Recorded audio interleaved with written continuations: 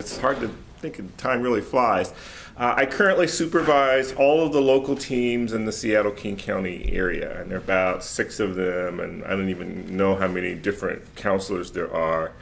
And I operate with Leslie Steinem, the Technical Assistance Center for people who have been trained and have gone out across the country, but who still like to sort of network and discuss the ongoing challenges to implementation of Pearls. I think the training has been great. What we find is that it allows you to get started, and then once you get started, you then have a second set of things to have to learn and to deal with, and that's what our Technical Assistance Center calls are, and how we have begun to sort of experiment with modifying things to make it work in the real world in all of the different locales. So for 30 minutes or 25 minutes now, I'm going to go over supervision and caseload presentations, and then we're going to have a breakout session to talk about some of what we've learned in our work with technical assistants. How many people here, if any, are supervisors or going to be clinical supervisors? Okay. And counselors? Okay, good. So we got a nice mix. Administrators? Okay, good. So for the supervision piece, I want to start with sort of why we do this, what it actually entails, and how it actually works in terms of the mechanics. The why is fairly easy. Many agencies that we are trying to disseminate Pearls to are aging network providers who have not been in the business of providing a clinical service. And so for them, they may very well have administrative management and supervision, but they don't have anything that looks like clinical supervision. And while Pearls is billed through our Medicaid waiver program in Washington State as educational service, most programs recognize that there is this clinical aspect and therefore have the need to bring in a clinical supervisor to sort of work in conjunction with the administrative and management that most aging providers have. It certainly helps with the liability issues. Pearls will often stretch an aging network provider into an area of risk and liability that they don't normally encounter, and so having a clinical supervisor in place, I think, is at least some buffer to that. I think on the team part, if you get to the people who are doing Pearls and the supervisors, the why of doing it is the same as why residents in training in psychiatry have supervision, and why psychology trainees have supervision, and masters in social work trainees have supervision. It's because supervision gives you sort of an extra set of eyes and a different perspective. When you are face to face in the room, in the home with a client, you can lose sight of certain things. And the supervisor who hears that case that is removed from that sort of direct interaction that sometimes can be tense can have a very different perspective on things. And so I think from a clinical standpoint, that's why we do supervision, is to add that extra perspective.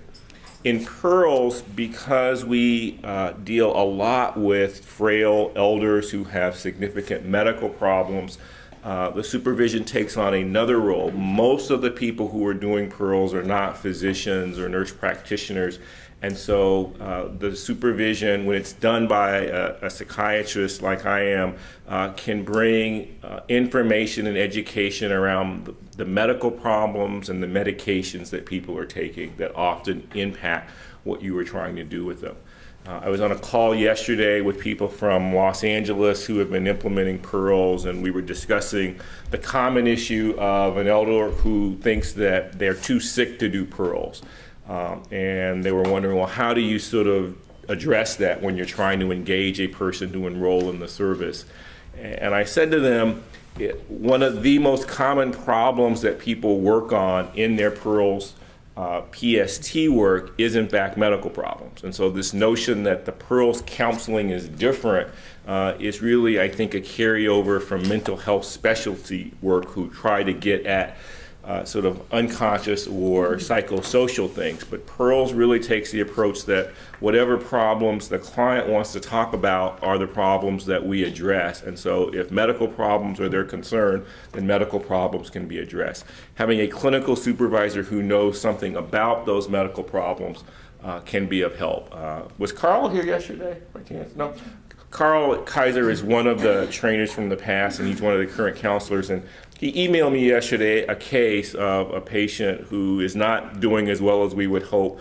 And one of the significant medical problems that she's got is anemia. And she is so anemic, in fact, that I had to sort of explain to him that really is going to have to get addressed. That when you have the severity of anemia that this woman has, medications we can throw at her, but that's really not going to solve the issues. And so that's what I and other supervisors who have some medical background can bring to the enterprise.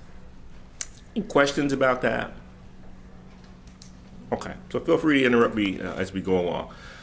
The next issue would be sort of what do we cover?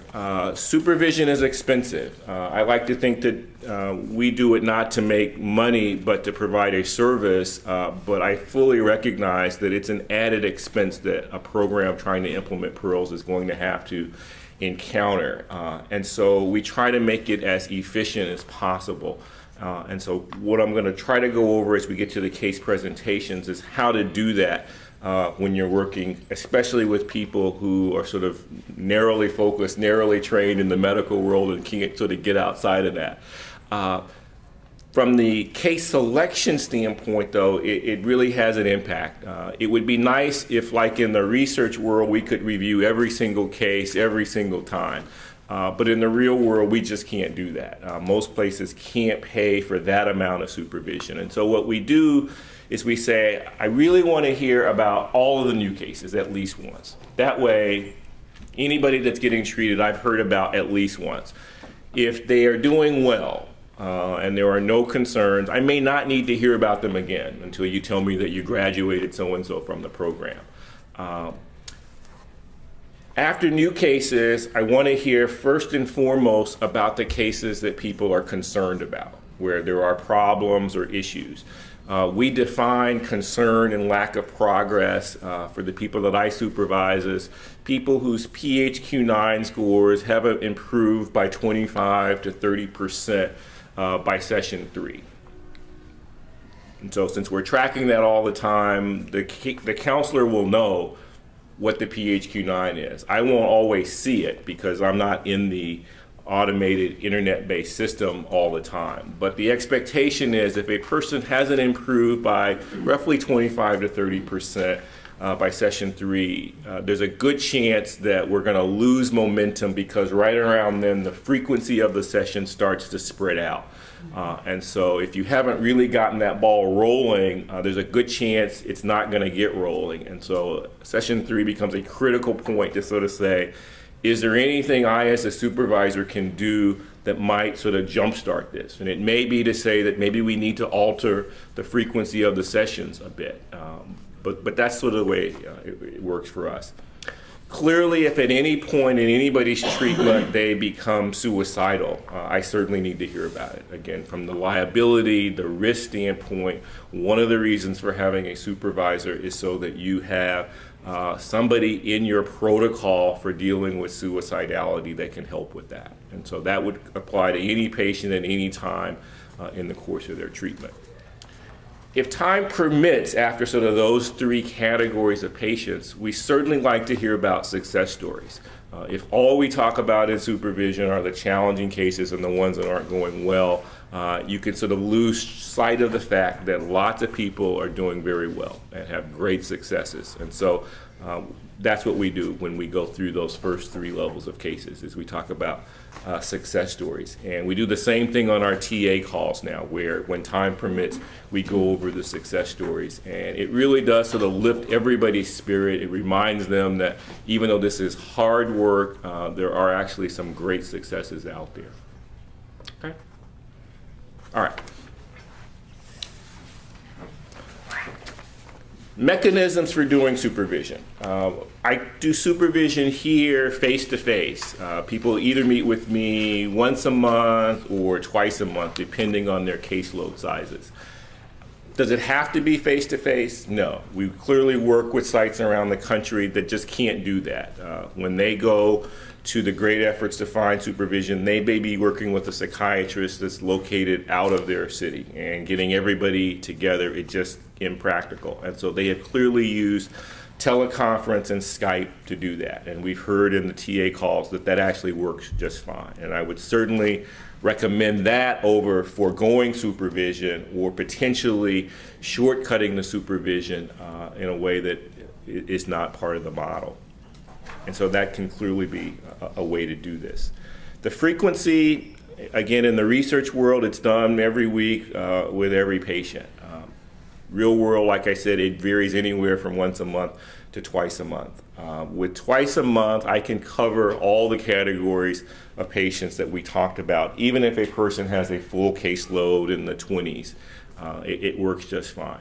I can usually supervise up to about 4 people at a time, and we typically go no more than 2 hours. After 2 hours, it becomes sort of diminishing returns for people to be sitting and hearing about so many cases that are not their own. But depending on the caseloads and the number of people, we can go up to 2 hours. Some of the groups that I supervise, we schedule for an hour.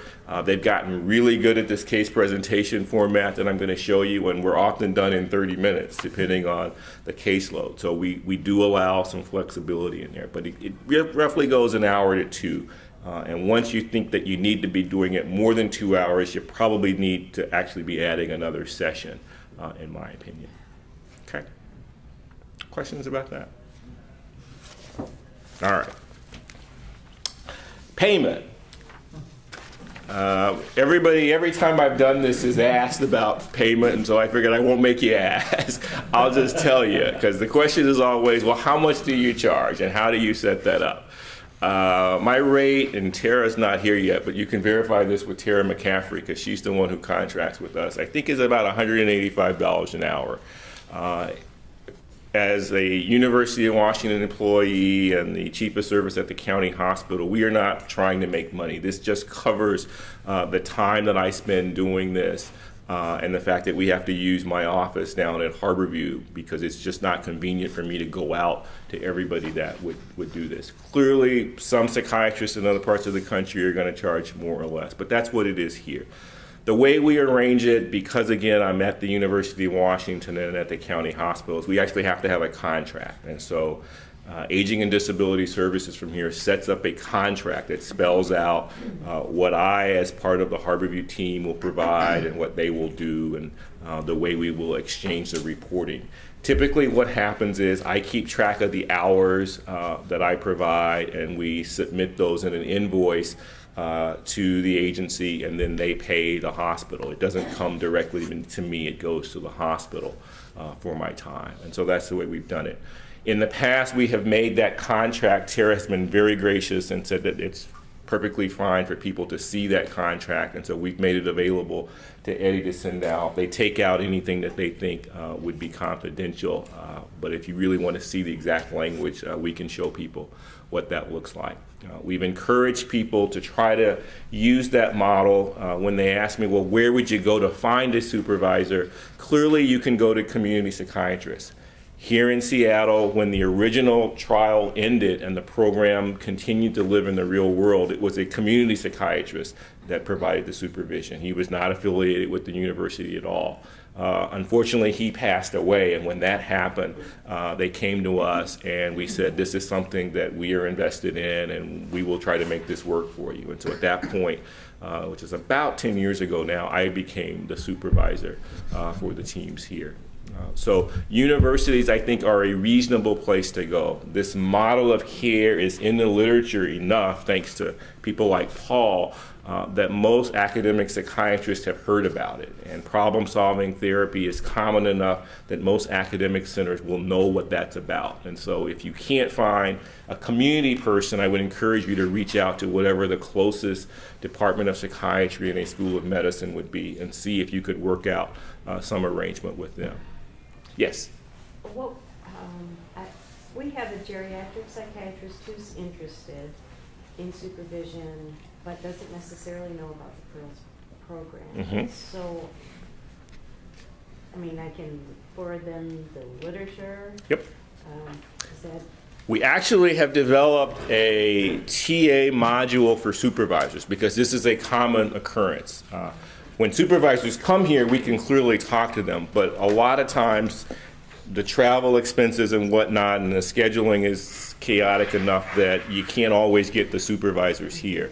I first experimented with this via teleconference where I said, okay, there was a group in Ohio that had a number of sites and several supervisors, and I said, I can do this. And so we got them all in the room, and I prepared a very similar kind of presentation than what I'm doing with you that was specifically aimed at the supervisors in terms of this is what you need to know about PST, this is what you need to know about PEARLS and the eligibility criteria and those kinds of things. And so that is part of what we do on a sort of recurring basis in the Technical Assistance Center work.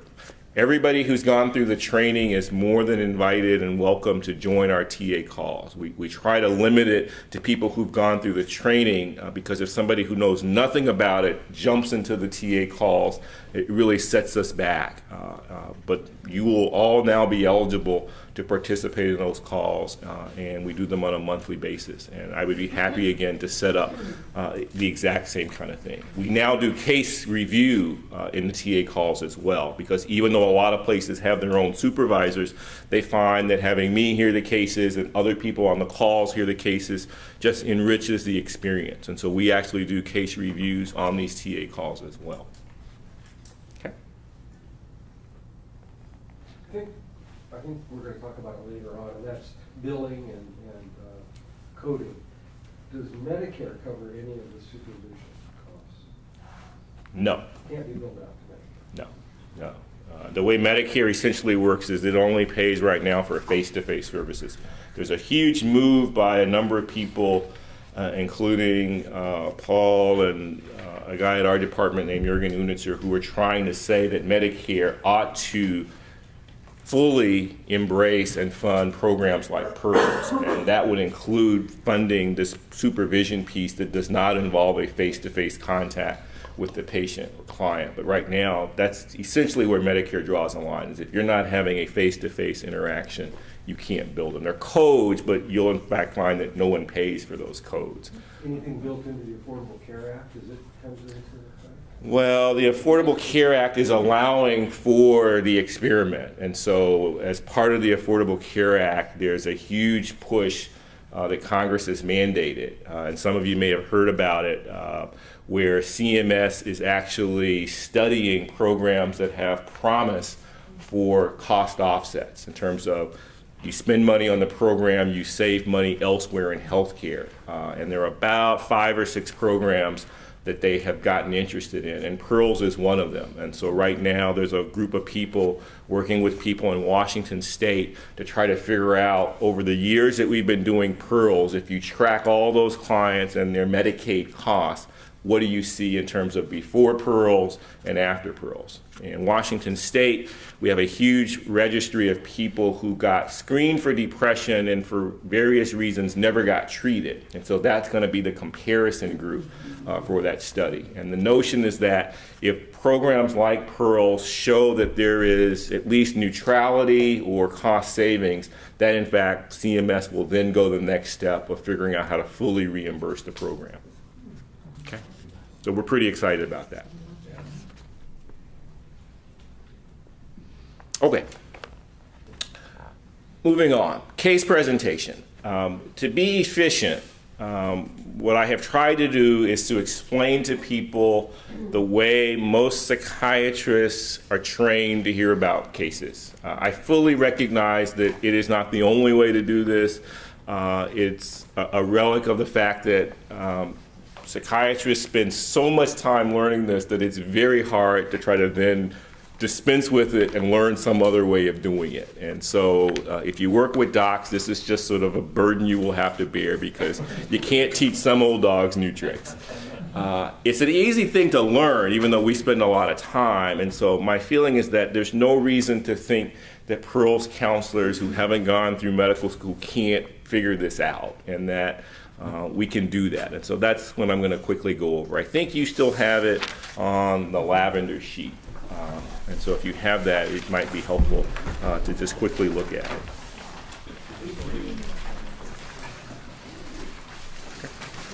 So the bottom line in an overall standpoint is less is more. If there's a common mistake that beginners make, it's that they tell me way more information than I really need to know. From my perspective, this is sort of the intro to the person. This is not the end-all and be-all. It allows me to have a registry in my head so that if in the future I need to hear more about them, I've got an anchor point. And I usually take notes when people are presenting on the log sheets that I'm given. And so less is more. You will certainly have time in the future if the need arises to tell your supervisor more information. I like to start with getting a very quick mental image of who we're talking about in my head. And to do that, I need to know basic demographic stuff first. I don't really want to know what their problems are before I figured out, are we talking about a man or a woman? Are we talking about a 50-year-old, a 70-year-old, a 90-year-old? Those are basic things that I need to get just to sort of get myself comfortable that I've got a quick mental image of what's going to come. Because in my mind, there are really big differences in all of those kind of categories. And I can't even start to hear some of the other stuff people want to tell me until I've got that part sort of situated in my head. After that, I really like to know, first and foremost, what's the level of the depression that we are dealing with. As many of you will know, Pearl started off treating just minor depression and dysthymia. Through great work that Paul has done, we now know that Pearls is effective for major depression as well. But again, there are differences in people with dysthymia and minor depression and major depression. And so it's just helpful for me to get right up front, what are we dealing with? You can either tell me this is minor depression, this is dysthymia, this is major depression. You can tell me the PHQ-9 score. That will often zero me in on the severity that we're talking about. But that really becomes an early thing that I need to hear about in the case presentation.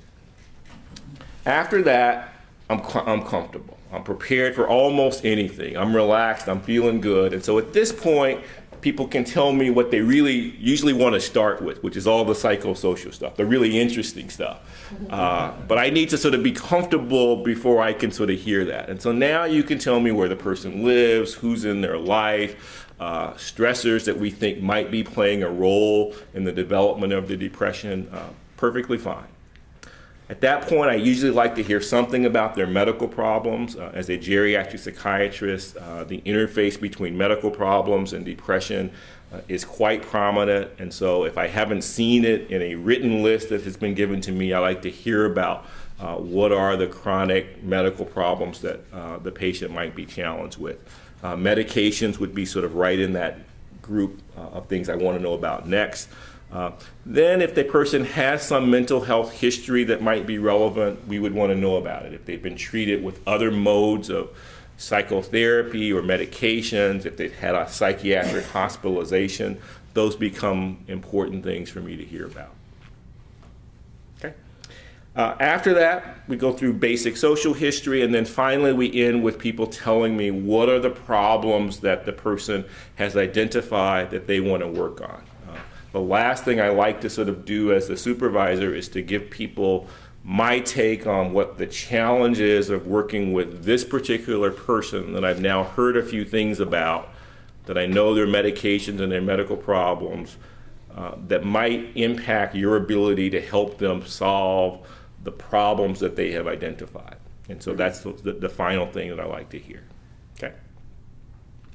For people who are not supervisors, because supervisors probably know, how long do you think all that's supposed to take? Guesses? 20 minutes. Oh, 5 minutes. 25, 7. Any lower than 5? Any higher than 20? Okay. I would say 5 at the most.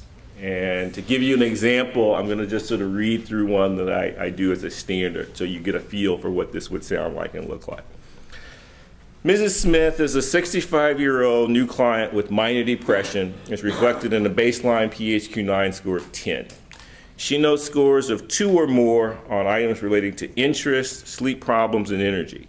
Significant psychosocial stressors include feeling harassed by her adult children for money and being worried that her husband's smoking will eventually cause him significant health problems or that she will develop breathing problems from secondhand smoke. Her medical problems include arthritis, hypertension, diabetes, and a stroke 3 years ago, resulting in some left-sided weakness. She is not currently taking an antidepressant and has never had formal mental health counseling or psychiatric treatment. Her full medication list is attached to the tracking sheet and includes that she is taking oxycodone for pain. She is a retired seamstress, lives in her home with her husband. She has 5 adult children, including a 35-year-old son who is separated from his wife. She identifies as problems she would like to work on during her treatment: not having enough money to help her children, decreasing her pain, and getting her husband to stop smoking. In the presentation. Eddie usually times me, but in the past, I think he's... What was it? 1 minute, 15 seconds. Yeah. So because I've written it out, it's faster, but you sort of get the point. If you were doing this without having it written out in front of you, it still should only go probably 3 to 4 minutes. I can certainly ask you questions if I need to afterwards for things that you might not have told me that I'm curious about or want to know. But the gist is, with that presentation, I've got a pretty good sense of what we're going to do. Once you've told me she's on oxycodone, I'm going to probably say, got to be careful because oxycodone in people who've had a stroke could lead to more confusion and sedation, and so we got to pay attention to how alert and energetic is she going to be in the sessions. And if that's a problem, we may have to look at the dose and sort of see how long she's been on that, and maybe something needs to happen with that. When she talks about a problem of addressing her husband smoking, I'm going to say, you know, you got to be careful with that because there are certain things you can't control. And we can do a lot of problem-solving treatment, but it's hard to control somebody else. And so at some point, we're going to probably have to focus this more in on her and what's the impact on her and what she can directly do about it. And it may be that she can come to some solution for her that may not involve her husband stopping, because I can't promise that we can change his behavior through this mechanism. Okay? Questions? I think I'm done with what I was going to say, and we're actually sort of on time, but we can certainly take questions if there are questions about this. Mark, can you talk about the liability concerns as a consultant rather than employee of an agency? Liability concerns as a consultant and rather than an employee. It is a good question. I don't keep any official records of what happens in our Harborview system. So none of these clients that get presented to me become Harborview or University of Washington patients. As a supervisor to the agency, I'm clearly held to standards of what I tell people. But the bulk of the liability risk does not rest with me. As any of you who have done supervision knows, trainees are usually told in supervision, be a little bit careful because your supervisor is free to tell you whatever they want because they're not bearing any other risk. And so most agencies sort of know that. Most of the time, if there is a significant concern about risk, I usually tell the counselor, you probably need to make sure that your management, administrative supervisor in your agency knows about this. Because again, if they have a different take on how they think you ought to respond based on their view of the agency's risk, they certainly have the right to do that. Because I, as a clinical supervisor, am not part of that agency. I don't necessarily know what the risk management team in that agency would really want to see done in some of the cases that come up. Okay? I thought I saw another hand. Yeah. How successful are the counselors and yourself in suggesting to primary care physicians medication? Yeah. How successful are we? Well, I just say I'm probably not as good as Paul. And I don't know if it's the research world or what, but I find that it is a challenging thing. We try lots of things. For this case that I heard about yesterday, when I get back to my office, I'm actually going to try to call the primary care doctor. What I expect will happen is I will get the nurse, and I will leave a message, and I may or may not hear back from the doc. If it goes really, really well, the nurse will communicate my recommendation to the doc, and the doc will do it. If it goes the way it typically goes, the nurse will communicate my recommendation, and the doc will say, have the patient come in and see me, and then I'll decide.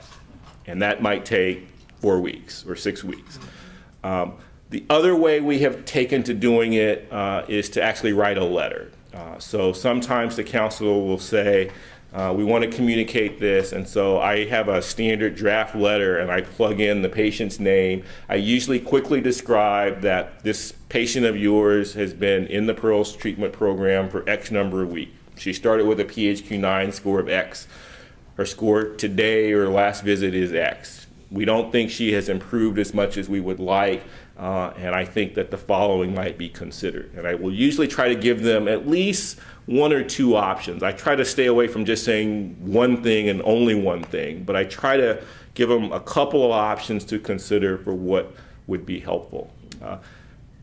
The thing about the letter is that it does allow the client to be in the loop, because sometimes what happens is the client will take the letter themselves to the appointment, and then they are in the loop. They don't necessarily want some outside person communicating with their doctor, but they are more than happy to take this letter because they can't articulate what I'm trying to say.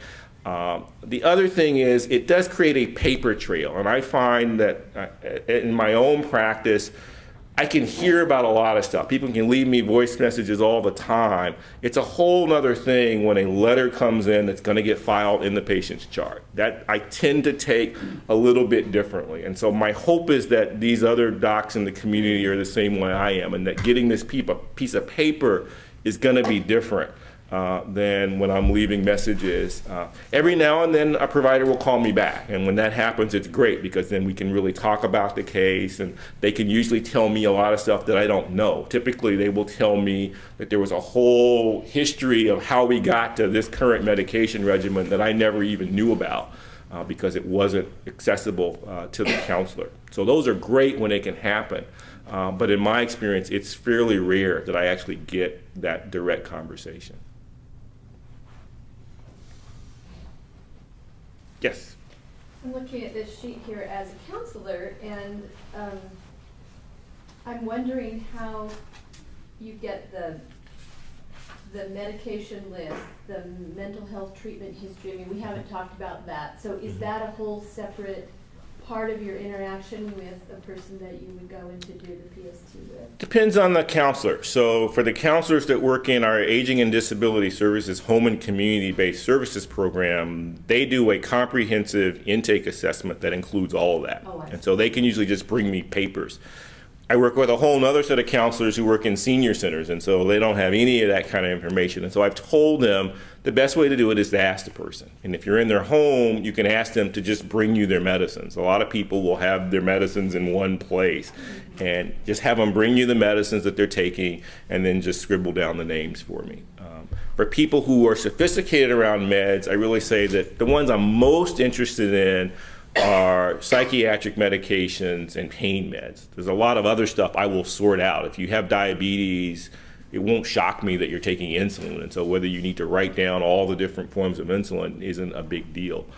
But psych meds and pain meds I tend to want to know about, and a lot of patients will know their medications. The same way with medical problems. If you don't have a list, a lot of clients will be able to tell you the big medical problems in their life. They may not remember all the things that their doctor has listed, but they will be able to pick up the big ones if you just ask. Yeah. Okay. I think Paul is here because we probably need to move into the administrative breakout. Yeah, thank you so much, Mark.